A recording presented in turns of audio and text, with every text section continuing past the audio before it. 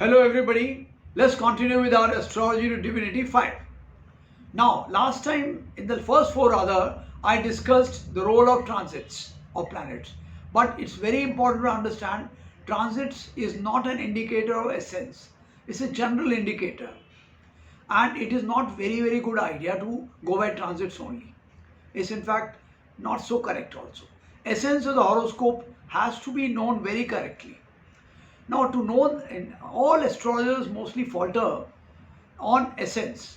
They don't get to the essence. If they look like succeeding and predicting well, it's because they have common assumptions.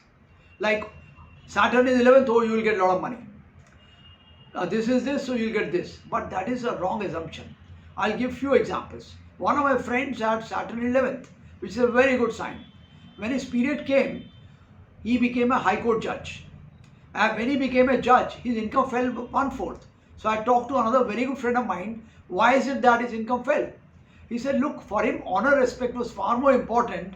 So he earned that, so he gained. Same way, suppose someone has very strong Saturn in 11th or other very good planet, Jupiter in 11th or something. 11th is house of gains. So you say that you will have a lot of gains, is fine. But if you tell a girl who is highly spiritual and noble, and you tell her that you will gain a lot of money, she may not be interested in it. She will be much more interested in getting love and care and respect. For her, a very good position of planets in 11th house may mean getting a lot of love and care and respect. And she may actually be acquiring very little materially. She may just be earning normal money. And similarly, suppose you have a girl who is a highly materialistic, and her planets are his or her planets are 11th and very strongly placed. And you tell the person you will become highly spiritual, you will get a lot of love and care and respect. The person is not interested in that. So you have to get that horoscopes, in a horoscope, sorry, the planets only qualify your essence. They either add to your essence or bring down your essence in whatever it is. So my emphasis now will be to get to your essence in as much as possible. I'll give another example before I start. Moon-Saturn combination is a sign of sluggish. Moon is a very cold planet, but planet of emotions, and a great planet of emotions. Saturn is a very cold planet. Whenever Moon-Saturn is together and they are strongly placed, it's normally a sign of a person who is cold. Now, coldness can be what? Person could be very lazy, very sluggish. His fortune may be very cold, very slow. He may take a long time to flower. He may not succeed till the age 35, and he'll struggle a lot. Or it could also mean a person who is born in poverty, cold life. He is not born with some kind of fortune.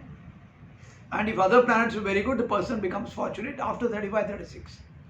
But if you see very higher level horoscopes, like Buddha and Vivekananda, they had Moon-Saturn combination, but they were greatly spiritual and they were highly energetic. Everything was there. Because Moon-Saturn made them cold to the world, made them cold to materialistic things. It's very important to get to the essence. And this is something, this is the reason I believe a very good astrologer by and large must know the person well. I mean astrology to divinity sign, not the ordinary this astrology. I'm talking of very good student of astrology should be knowing the person much better before the person predicts. So that is what I'm saying, I'm insisting on. Now let's get to the basics. I'll rather go by essence of planets. What do they mean materially, spiritually and otherwise? Let's take Sun. We all know Sun is soul, Atman. Now what does it mean exactly when it comes to astrology? Sun can mean power, pride, strength, glory, everything. Sun can also mean falsity of this, a false feeling of power. So means vanity, show off, or in third case, absence of these qualities. So Sun can either add to your life very powerfully or reduce it slowly, much less. So Sun is a very important planet in this regard. If somebody has an immensely powerful Sun in the horoscope and person overall is a very positive, sensitive person, you will tell the person to acquire some kind of powerful Sun in horoscope can, since I'll be discussing and addressing only to those people who are interested in astrology to divinity, I'll primarily talk of that only. I'll not talk of empowering people who I think are not so good, because I'm interested only in the people who are positive, and if I want to add something to society, I'll be there. Like as Jesus, my great brother and one whom I admire the most, he had said, "I have come to fill, not to destroy." I only like to add to the world if I can, otherwise I won't take part at all. So sun, if sun is very powerful, what do you suggest to the person to evolve? If his essence is of sun, you'll tell him to take up that job which gives him authority to do good things. You'll tell him not to serve people, because essence is not of a server. So if he takes a server's job, it's quite likely that he will be clashing with people unnecessarily. He'll be clashing with higher authorities, or he'll be uncomfortable in his job. So this discomfort will make him less and less spiritual and will destroy his essence. So now, how does sun person become spiritual really? If sun has beautiful control of Jupiter and others, it can give great nobility. It can give great character. So you can tell him, you can pursue that which allows you this. You could be a teacher, professor in a very high level, or administrator of very high level, an education administrator, something. The sun with his Mars, be a powerful politician in a positive way, who has some values, who is very strong. Sun is with Venus, you can be somebody who is really remarkable and glorious in love. You could be a glorious lover and be devoted in a very, very high way. You could be a noble gopika, as one would say. Not the flamboyant or also romantic gopika, but noble gopika. And if sun is with Saturn, conflicts with father are there. This is something which is not the best path for spirituality. If sun is with Ketu Rahu, well, you are bound to get maybe very high position, but one day it could slip out of hand easily. As we had Subhash Chandra Bose, one of the great leaders we had, he had sun Rahu because that he fell and he had a bad time.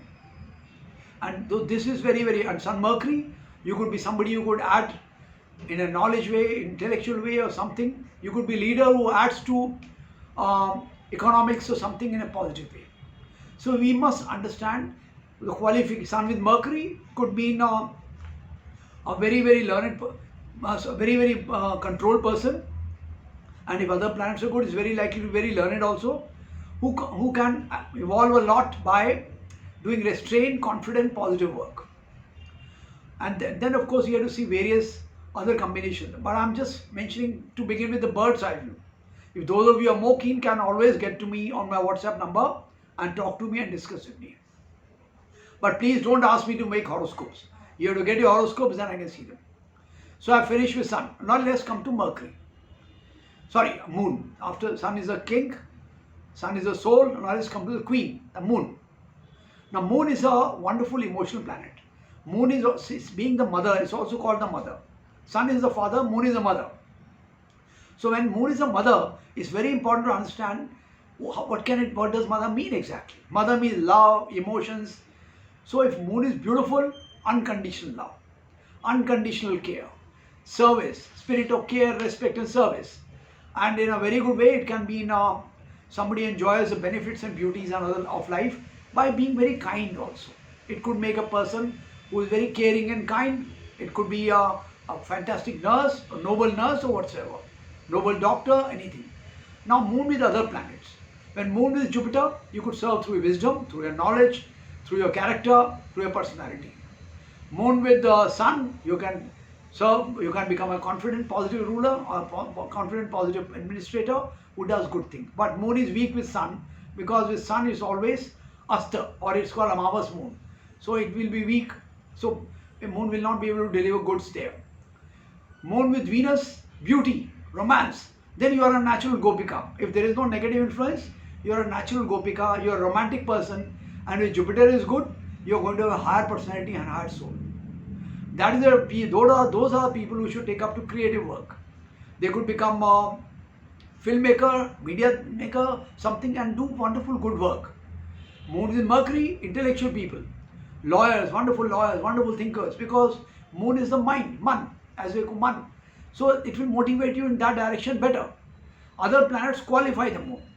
Moon with Mars, power, strength. You could be somebody like Bhim in a positive way, who has got principles and other things, and who can really do great things. Moon with Jupiter we have discussed, Venus we have discussed. Moon with Rahu is not good. This could mean conflicts. It's better not to go to the path of moon. You may have talent, but there is a very good chance that you will be in a lot of confusion in that side. Moon with Ketu, it will give impulsive nature. It will not be doesn't qualify the basic horoscope very, very well. So you should know this all very, very well. Moon with Saturn. Finally, I am coming to Moon with Saturn. This I already discussed, sign of coldness. Now, what does it mean? After all, it has to be good. Every combination can be good and great. With Moon with Saturn would be sign of service. Serve consistently, constantly for a long time. By the powers you have inherent in you.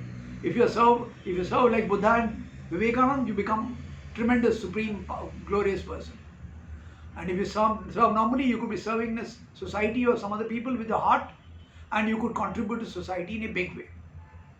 So these qualifications of planets with these things are very, very important. Now, Moon is more important than other planets in our astrology because Man, our whole world is born out of Man. Man se hi duniya banti hai. Your Man decides your essence. If your Man is pure and noble, it's become much better. If your Man is negative, it becomes worse. So you have to understand that Moon is very, very important because of that. Indian astrology is clearly Moon based. Western astrology is Sun based, but we are following only Indian this thing. Moon is a planet which gives wonderful passage to spirituality. It's required in a big way. If Moon is bad, chances are it will be difficult to take path of spirituality. But if Moon is beautiful and noble and really in a wonderful position, it's quite likely that you'll acquire higher and higher levels of astrology. Higher and higher levels of spirituality. And your path from astrology to divinity will be much faster. And there's a very good chance that you will actually acquire that. My very best wish and love to all of you, and I'll continue later.